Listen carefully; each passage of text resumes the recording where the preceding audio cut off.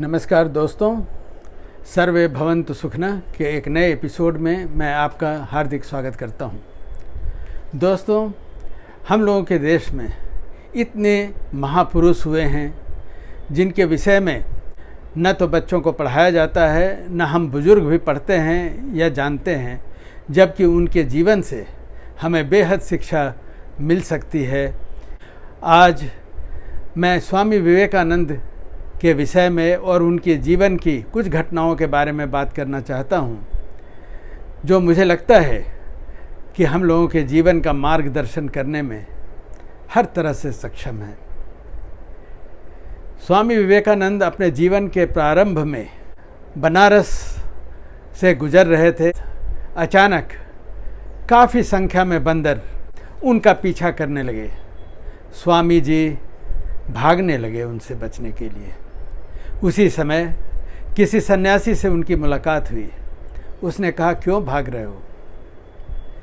तुम रुको, उनका सामना करो, देखो क्या होता है।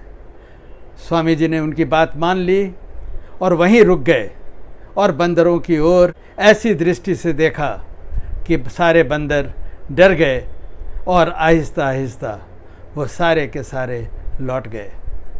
स्वामी जी ने एक बार सबों को बताया, समस्याओं का सामना करना ही एक उपाय है।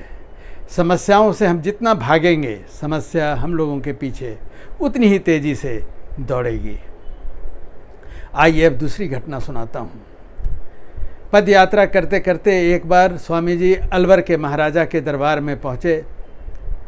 महाराजा ने उनका काफ़ी मजाक उड़ाया कि पढ़े लिखे भी हो, बहुत जानकार भी हो, लेकिन फिर भी एक खाना बदोश की ज़िंदगी क्यों जी रहे हो।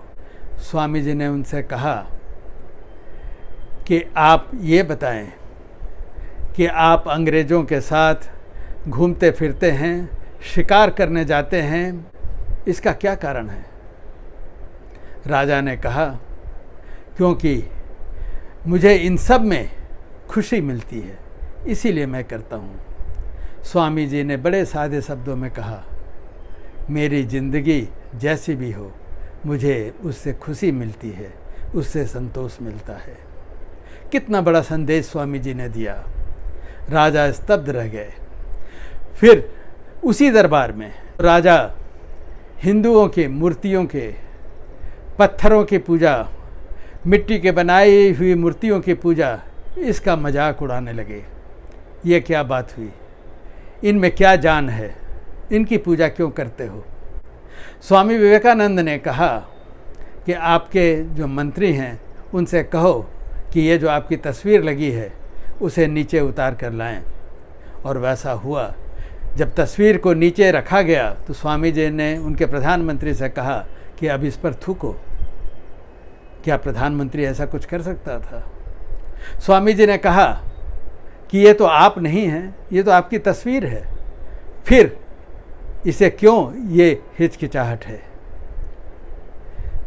राजा समझ गए कि ये मूर्तियाँ, ये तस्वीरें उस ईश्वर के प्रतिबिंब हैं और इसीलिए हम उनकी पूजा करते हैं।